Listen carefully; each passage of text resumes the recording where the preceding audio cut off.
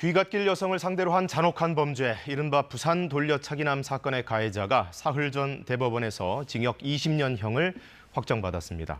하지만 피해자는 이것으로 끝난 게 아니라고 계속해서 힘주어 말하는데요.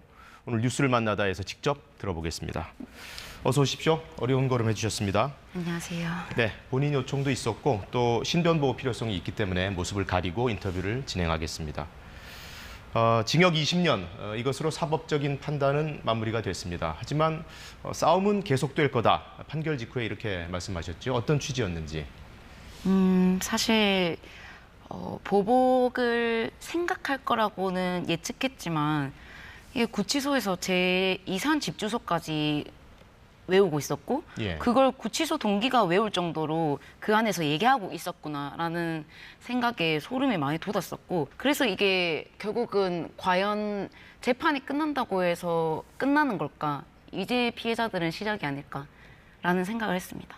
사실 피해자로서는 어느 형량도 받아들이긴 어렵겠지만 이 사건 같은 경우는 우연히 살인 미수에 그친 거고요. 그리고 이 전과 18범이라는 누범 전과를 가해자가 가지고 있었습니다. 또한 수사 초기에 체내 DNA를 채취하지 않으면서 그에 대한 아쉬움도 많이 남는데요. 어떠한 합리적 의심이 들더라도 직접적인 증거가 없기 때문에 감형 요소가 확실히 되었을 것이라고 생각합니다. 그래서 이 사건 또한 과소평가면 평가였지 절대 과대평가된 사건은 아니라고 생각합니다.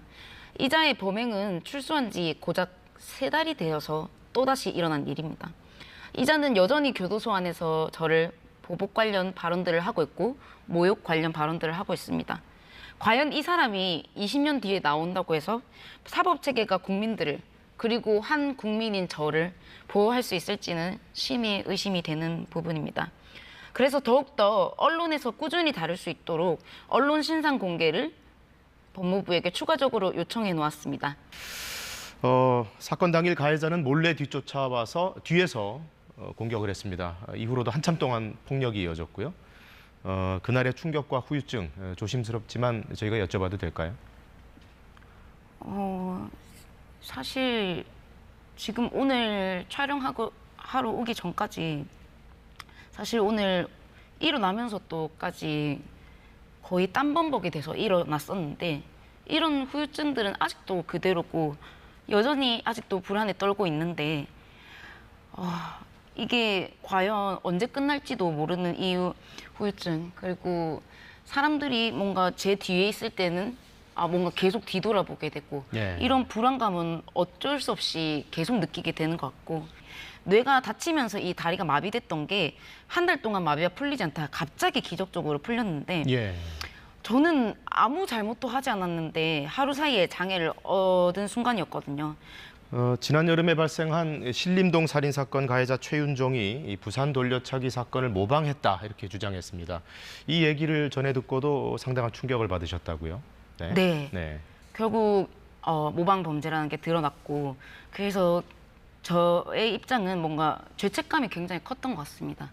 뭔가 피해자들을 위해서 했던 일들이 또 다른 원인 제공을 한 것 같은 그런 느낌이 들어서 죄책감이 좀 컸었던 것 같습니다. 이후에 해당 사건 피해자 유족이 직접 연락을 해왔다고 들었습니다. 유가족분이 하시는 말씀이 전혀 죄책감을 가지지 않아도 된다. 지금 너무 열심히 하고 계시고 감사하다. 이렇게 살아주셔서 감사하다라는 말을 남겨주셔서 그때부터는 이게 결국은 어떤 한 사람의 문제가 아니라 결국은 우리가 이런 유사 사건들을 모아서 연구하고 이 재발 방지를 어떻게 할 건지 대책 마련하는 게 중요하다라는 생각을 하게 된 것 같습니다. 듣기로는 대법원 선고가 있던 날에도 국회로 가서 범죄 관련 세미나에 참석하셨다고 들었습니다. 피해자로서 겪은 개인적 경험이 이 사회적인 활동으로도 이어지는 것 같은데 제가 맞게 본 걸까요? 네, 맞습니다. 결국은 내가 바꾸지 못하는 거에 대해서 정체되는 게 아니라 결국은 뭔가 내가 바꿀 수 있는 것에 집중을 하자라는 생각으로 20년을 살고 싶다는 생각을 했고요. 그래서 이 내가 살 길이기도 하지만 나서지도 못하는 이 피해자들을 위해서 대신 내 20년을 투자하고 싶다는 생각을 했습니다. 일단 지금 너무 양형 기준이 사건과 관계없는 인정, 반성, 초범, 그리고 뭐 주치, 감경, 심신미약 이런 쪽으로 감형 요소가 되고 있습니다. 이것이 바로 피해자들에게 2차 가해를 주는 상황이라고 생각합니다. 지금 여러 강력범죄 피해자들이 서로 돕고 응원하면서 활발하게 연대하고 있다고 들었습니다. 구체적으로 어떤 활동을 하시는지 여쭤봐도 될까요? 일단 제가 가장 어려웠던 건 뭔가 나만 이런 불행한 일을 겪는 것 같고 나만 뭔가 재수가 없는 사람이 되는 것 같았어요.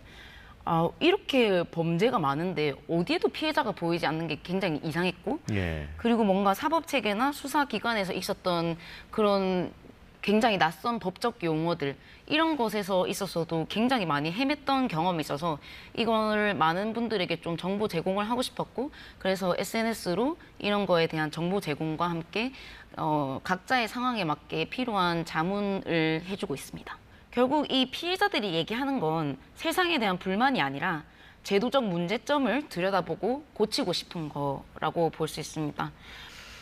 피해자가 왜 피해자답지 못하냐? 아직도 이런 얘기를 듣는 경우가 있다고요? 사람들이 막 댓글로 얼마나 기분 나쁘게 째려봤으면 그 사람이 그렇게 했을까? 피해자에게 뭔가 잘못이 있겠지. 모두가 저에게 잘못을 돌리는 상황이었기 때문에 그거에 대해서 굉장히 우울감을 많이 느꼈었고 뭐 인터뷰에서 네일 아트를 했다, 피어싱을 했다, 뭐 머리가 뭐 이렇네, 꾸몄네, 뭐 이런 식으로 너무 피해자가 갖춰야 하는 모습이 도대체 무엇인지 전혀 알 수 없는 잣대들을 대는 것을 보고 우리가 너무 피해자에 대해서 당연한 피해자상을 찾고 있는 것은 아닐까. 나도 겪기 전에는 이런 일을 당할지 몰랐다. 이 얘기 하시는 걸 제가 들었습니다. 마지막으로 그 얘기 좀 더 구체적으로 들어볼 수 있을까요? 사실 이 사건은 피해자가 이만큼 움직이지 않았다면 가해자 공소장 변경 또한 안 됐을 거라고 생각합니다. 내가 피해 당한 것을 피해야지, 둬야지 했을 땐 또 다른 네가 이 피해를 겪을 수 있다는 거. 결국 나 말고 이런 피해자가 없었으면 좋겠다라는 마음으로 결국 연대를 하시는 분들이 굉장히 많은데 조금의 여유가 허락되신다면 피해자분들도 적극적으로 목소리를 내줬으면 좋겠고요. 그리고 세상에는 범죄 피해자를 응원하는 많은 좋은 따뜻한 분들도 계시다는 걸 알아주셨으면 좋겠습니다. 네, 당해보지 않은 사람으로서는 감히 상상하기도 힘든 범죄를 겪었지만 위축되지 않고 연대해서 제2, 제3의 피해를 막고자 애쓰고 계신 걸로 제가 이해를 했습니다. 이 사회 일원으로서 저도 응원하겠습니다. 오늘 나와주셔서 고맙습니다. 감사합니다. 안녕하세요. 이소정입니다. 대한민국에서 가장 정확하고 빠른 뉴스는 KBS 뉴스 채널을 구독하면 만날 수 있습니다. 뉴스 제보는 언제 어디서든 카카오톡이나 KBS 앱으로 간단히 할 수 있습니다. 시청자와 함께 KBS 뉴스를 만들어갑니다. 감사합니다.